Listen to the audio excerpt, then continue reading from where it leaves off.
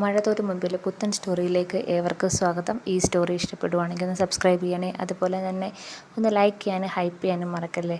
അങ്ങനെ രാവിലെ ബ്രേക്ക്ഫാസ്റ്റ് കഴിക്കാൻ വേണ്ടി വൈജ കൈയൊക്കെ കഴുകി വന്നിരിക്കുകയാണ്. അങ്ങനെ ടേബിളിൻ്റെ മുകളിൽ ഫുഡൊക്കെ നോക്കുമ്പോൾ ഫുഡൊന്നും കാണുന്നില്ല.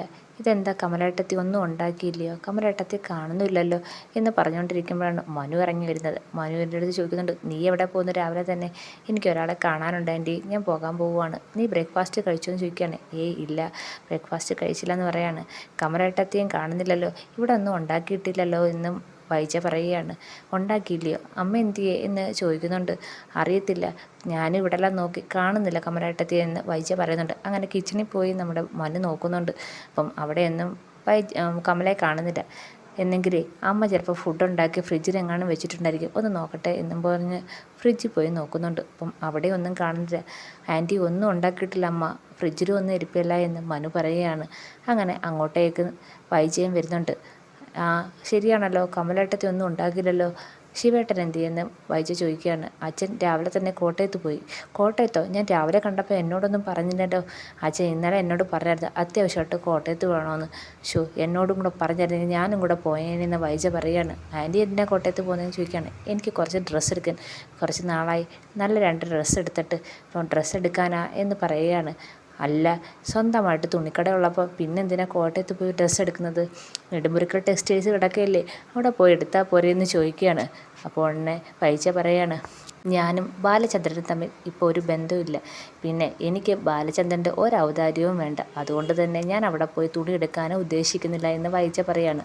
ഇത്രയും നാൾ അവിടെ പോയാൽ തുണി എടുത്തത്, അതും കാശ് കൊടുക്കാതെ തന്നെ. ഇപ്പം അവിടുത്തെ തുണി വേണ്ടാന്നോ? അപ്പം വൈജ പറയാണ്, അവിടുത്തെ തുണി എന്തിനു കൊള്ളാം, അവിടെ ഒരു ഫാഷനും ഇല്ല. പണ്ടത്തെ ഫാഷൻ കുറേ ഡ്രസ്സ് ഇരിപ്പുണ്ട്, അല്ലാതെ എന്തിനു കൊള്ളാം എന്ന് വൈജ പറയാണ്. ഓ, ഇത്രയും നാൾ അവിടുന്ന് നല്ല ഫാഷനുള്ള ഡ്രസ്സ് എടുത്തൊക്കെ ഇട്ടപ്പം ആൻറ്റിക്ക് ഒരു കുഴപ്പമില്ല, ഇപ്പം അവിടുത്തെ ഡ്രസ്സ് കൊള്ളത്തില്ല. അപ്പം വൈജ പറയാണ്, ഞാനേ ബാലചന്ദ്രൻ്റെ ഒരൗദാര്യം സ്വീകരിക്കാൻ ഞാൻ നിശ്ചയിച്ചിട്ടില്ല എന്ന് വൈജ പറയുകയാണ്. എനിക്കിപ്പം ബാലചന്ദ്രനായിട്ട് ഒരടുപ്പവും ഇല്ല. പിന്നെ അതുകൊണ്ട് തന്നെ ഇപ്പോൾ ആ ടെക്സ്റ്റൈൽസ് ഒന്നും എൻ്റെ അല്ലെന്ന് പറയാണ്. ഇത് കേൾക്കുമ്പോഴത്തേക്ക് മനു ചോദിക്കുകയാണ്, നെടുമ്പുരയ്ക്കലേ 3 മക്കളുണ്ട്, അത് ആൻറ്റിയുടെ തന്നെ അല്ലേ എന്ന് ചോദിക്കുകയാണ്. അതോ അവരെ ഉപേക്ഷിച്ചോ എന്ന് മനു ചോദിക്കുകയാണ്. അപ്പം വൈജ പറയാണ്, കുറച്ച് ദേഷ്യത്തോടെ പറയാണ്, ഞാൻ അവരെ ഉപേക്ഷിച്ചിട്ടില്ല, അവരെന്നെ ഉപേക്ഷിച്ച്. അവർക്കിപ്പോൾ 2 അമ്മയുണ്ടല്ലോ, ആ അമ്മയെ മതി, അലീന, അവളെ മതി ഇപ്പം അവർക്കെന്ന് പറയാണ്. അപ്പം മനു ഭയങ്കര ദേഷ്യത്തോടെ പറയാണ്, ആൻറ്റി എന്തൊക്കെ ഈ പറയുന്നത്, ആൻറ്റിക്ക് ഇങ്ങനെയൊക്കെ പറയാൻ നാണമുണ്ടോ എന്നൊക്കെ ചോദിക്കുന്നുണ്ട്. അപ്പം വൈജ പറയാണ്, നിന്നോട് സംസാരിച്ചിട്ട് ഒരു കാര്യമില്ല, എനിക്ക് നിന്നോട് സംസാരിക്കാൻ താല്പര്യമില്ല. അമ്മയ്ക്ക് രാവിലെ ഫുഡൊന്നും കൊടുത്തു കാണത്തില്ല, ഞാൻ നോക്കട്ടെ കമലേട്ടത്തി എന്ന് പറഞ്ഞുകൊണ്ട് വൈജ അങ്ങ് പോവുകയാണ്. മനു ഇങ്ങനെ വൈജ പോകുന്നത് നോക്കിക്കൊണ്ടിരിക്കുകയാണ്. എന്തൊക്കെ പറഞ്ഞാലും ഒരു മാറ്റവും ഇല്ലാത്ത വൈജയോട് എന്ത് പറഞ്ഞിട്ടും കാര്യമില്ലെന്ന് മനുവിനറിയാം. അങ്ങനെ വൈജയാണെങ്കിൽ നേരെ കമലയുടെ മുറിയിലേക്ക് ചെല്ലുകയാണ്. അപ്പം കമല അവിടെ ഇങ്ങനെ കട്ടിലിൽ ഇങ്ങനെ കിടക്കുകയാണ്. എന്താ പറ്റി കമലേട്ടത്തിക്കെന്ന് വൈജ ചോദിക്കുകയാണ്. എനിക്ക് രാവിലെ എണീച്ചപ്പോൾ ഒരു തലവേദന, ഒരു വയ്യായ്മ, അതുകൊണ്ട് ഞാനങ്ങ് കടന്നെന്ന് പറയാണ്. ഇതൊന്നും ഉണ്ടാക്കിയില്ല. അപ്പോഴാണ് കമലേട്ടത്തി കിടക്കുകയാണെന്ന് മനസ്സിലായത്. അതാണ് ഞാനിങ്ങോട്ട് വന്നേന്ന് വൈജ പറയാണ്. എനിക്കൊട്ടും വയ്യ വൈജ, എനിക്കൊന്നും ചെയ്യാൻ വയ്യ, അതുകൊണ്ട് ഞാനങ്ങ് കടന്ന്. അല്ല, അമ്മയ്ക്കും ഒന്നും കൊടുത്തില്ല എന്ന് വൈജ പറയുന്നുണ്ട്. അത് അമ്മയ്ക്ക് എന്തെങ്കിലും കഞ്ഞി എങ്ങാനും വെച്ച് കൊടുത്താൽ മതിയല്ലോ, അതുമാത്രം മതിയല്ലോ അമ്മയ്ക്കെന്ന് കമല പറയുന്നുണ്ട്. അയ്യോ, നിൻ്റെ കാര്യമാണ് വലിയ കഷ്ടം, നീ എന്തോ ചെയ്യും, ബാക്കിയുള്ളവരൊക്കെ പുറത്തു പോയി കഴിക്കുക ചെയ്യും, നിൻ്റെ കാര്യം വലിയ കഷ്ടമാണല്ലോ എന്ന് പറയുകയാണ്. അപ്പം വൈജിക്ക് കാര്യം മനസ്സിലാവുന്നുണ്ട്. എങ്ങനെയെങ്കിലും വൈജി അവിടുന്ന് ഓട്ടിക്കാൻ വേണ്ടി കമല ചെയ്യുന്ന ഒന്നും ആഹാരമൊന്നും ഉണ്ടാക്കിയായിരുന്നു കഴിഞ്ഞാൽ എങ്ങനെയെങ്കിലും വൈജ പോവുമല്ലോ, ആ ഒരു പ്രതീക്ഷയിലാണ് കമല ഒന്നും വെക്കാതിരിക്കുന്നത്. അപ്പം വൈജ പറയുന്നുണ്ട്, എൻ്റെ കാര്യം ഓർത്ത് കമലേട്ടത്തി വിഷമിക്കേണ്ട എന്ന് പറയുന്നുണ്ട്. അല്ലെങ്കിൽ ഗാന്ധിജി വരെ പറഞ്ഞിട്ടുണ്ട്, ഒരു ദിവസമൊക്കെ നിരാഹാരം നല്ലതാണെന്ന്, നമുക്ക് ഇന്ന് നിരാഹാരമാക്കാം എന്ന് പറയാണ്. അപ്പോൾ ഉടനെ കമല അടുത്ത് വൈജ പറയാണ്, അത് കമലേട്ടത്തി വേണമെങ്കിൽ നിരാഹാരം കടന്നോ, എൻ്റെ കാര്യം ഞാൻ നോക്കിക്കോളാം എന്നും പറഞ്ഞ് തലയാട്ടിക്കൊണ്ടങ്ങ് പോവുകയാണ്. വൈജയ്ക്ക് എന്തായാലും കാര്യമൊക്കെ മനസ്സിലാവുന്നുണ്ട്. അപ്പം കമല ഇങ്ങനെ പിറുപിറുക്കുകയാണ്. പിന്നെ ഇവയൊക്കെ വെച്ചും വിളമ്പി ഞാനിവിടെ അടുക്കളയിൽ കിടക്കാൻ പോവില്ലയോ, വേണമെങ്കിൽ വല്ലതും ഉണ്ടാക്കി കഴിക്കുക, അല്ലെങ്കിൽ ഇവിടെ നിന്ന് ഇറങ്ങിപ്പോയാൽ മതി എന്നൊക്കെ കമല ഇങ്ങനെ പിറുപിറുക്കുകയാണ്. എന്തായാലും കമല വൈജ ഓട്ടിക്കാൻ വേണ്ടിയുള്ള ഓരോരോ പരിപാടി തുടങ്ങിയിട്ടുണ്ട്. ഈ സമയത്ത് നെടുമ്പുരയ്ക്കലാണെങ്കിൽ ബാലചന്ദ്രൻ യാത്രയ്ക്ക് പോകാൻ റെഡിയായിട്ട് വരികയാണ്. 2-3 ദിവസം കഴിഞ്ഞിട്ടേ വരത്തുള്ളെന്ന് മക്കളടുത്തൊക്കെ പറയുന്നുണ്ട്. എന്തായാലും ഞാൻ പോയിട്ട് വന്നതിന് ശേഷം നിൻ്റെ യാത്രയെക്കുറിച്ച് തീരുമാനിച്ചാൽ മതിയെന്ന് ബാലചന്ദ്രൻ പോകുന്നതിന് മുമ്പ് അലീനടുത്ത് പറയുന്നുണ്ട്. പിന്നെ ഇവിടുത്തെ കാര്യങ്ങളെല്ലാം നന്നായിട്ട് നോക്കിക്കണം, അത് ഞാൻ നിൻ്റെ അടുത്ത് പ്രത്യേകിച്ച് പറഞ്ഞു തരേണ്ട കാര്യമില്ലല്ലോ എന്ന് ബാലചന്ദ്രൻ പറഞ്ഞുകൊണ്ടിരിക്കുകയാണ്. ഈ സമയത്താണ് ഗോവർദ്ധൻ വരുന്നുണ്ട്. ഗോവർദ്ധൻ റെഡിയായിട്ട് വന്നോ എന്ന് ചോദിക്കുകയാണ്. എന്നെങ്കിൽ നമുക്ക് പോവാൻ ബാലേട്ടാ എന്ന് ഗോവർദ്ധനം പറയുന്നുണ്ട്. അങ്ങനെ അവർ പോകാനായിട്ട് ഇറങ്ങുകയാണ്. ബാലചന്ദ്രൻ പോകാൻ നേരത്ത് 4 മക്കളും യാത്രയാക്കാൻ വരുന്നുണ്ട്. അലീനെ പറഞ്ഞ കാര്യങ്ങളെല്ലാം ഏൽപ്പിക്കുന്നുണ്ട്. എന്തായാലും 2 ദിവസത്തിനകം ഞാൻ എത്തും, ബാക്കിയെല്ലാം വന്നിട്ട് കാര്യങ്ങളെല്ലാം പറയാമെന്ന് ബബിതയുടെ അടുത്തും രോഹിത്തിൻ്റെ അടുത്തൊക്കെ പറയുന്നുണ്ട്. അങ്ങനെ ബാലചന്ദ്രൻ ഇറങ്ങിയാണ്. എന്നിട്ട് തിരിഞ്ഞു നിന്ന് അലീനയോട് പറയുന്നുണ്ട്, അവിടെ പോയി പ്രശ്നങ്ങളൊന്നും ഉണ്ടാക്കല്ലേ, അവരാരെയും ബുദ്ധിമുട്ടിക്കൊന്നും ചെയ്യല്ലേ, കേട്ടല്ലോ. പിന്നെ ഞാനോ വൈജോ ആരെങ്കിലും ഒരാളോ ആട്ടെ, ഇവർ ദൂരയാത്രയ്ക്കൊക്കെ പോയിട്ടുള്ളൂ.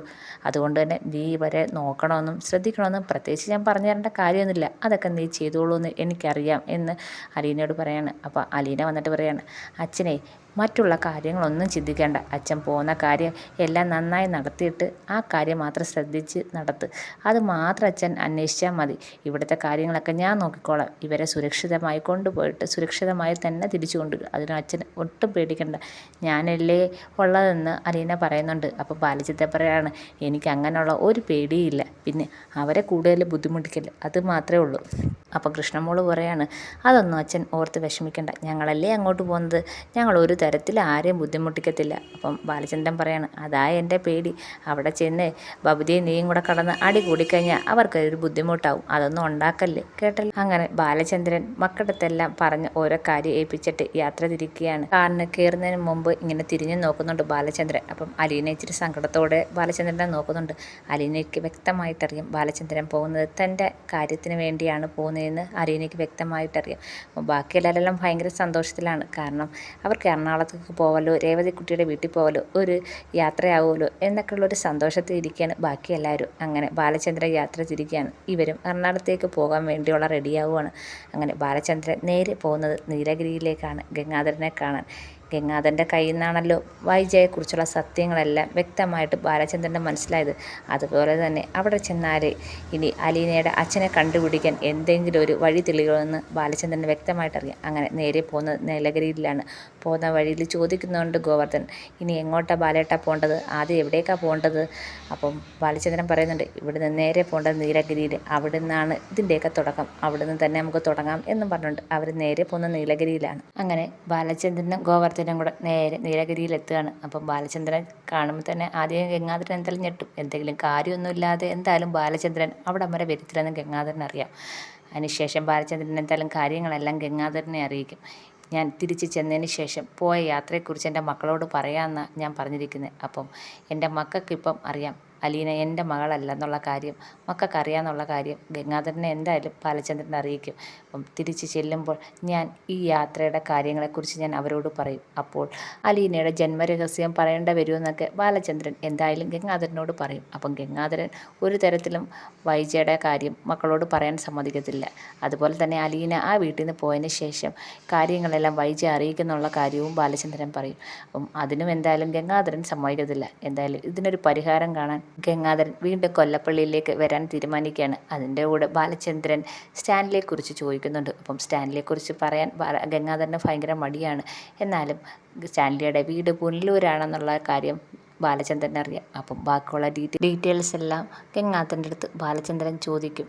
അപ്പം അലീനെ ഇനി അവളെ അനാഥമാക്കി വിടാൻ പറ്റത്തില്ല, ഇത്രയും നാൾ അവളെ അച്ഛനായിട്ട് ഞാനാണ് സംരക്ഷിച്ചത്, എൻ്റെ വീട്ടിൽ നിന്ന് അവൾ ഇറങ്ങുമ്പോൾ സുരക്ഷിതമായ ഒരു സ്ഥലത്ത് തന്നെയായിരിക്കണം അവൾ കഴിയേണ്ടത്, അതിന് എനിക്ക് സ്റ്റാൻലിയെക്കുറിച്ച് കൂടുതൽ അറിയണം എന്ന് ഗംഗാധരനോട് ബാലചന്ദ്രൻ ആവശ്യപ്പെടും.